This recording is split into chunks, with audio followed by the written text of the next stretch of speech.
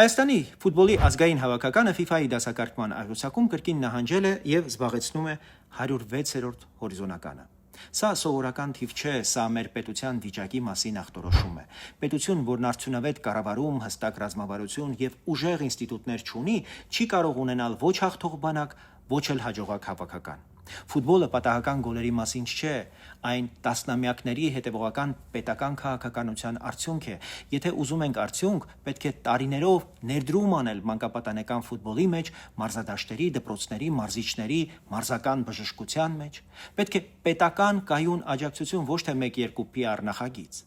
Համբերություն է պետք եւ պլան, ոչ թե հիասթափություն ամեն պարտությունից հետո։ Եվ ամենակարևորը, միշտ հիշենք, ֆուտբոլում հաջողությունը գալու է միայն այն ժամանակ, երբ Հայաստանում աշխատեն ուժեղ, պատասխանատու, հաշվետու պետական ինստիտուտներ, երբ պետությունն ունենա կոմպետենտ, կարգապահ, պրոֆեսիոնալ ու կազմակերպված կառավարություն թիմ,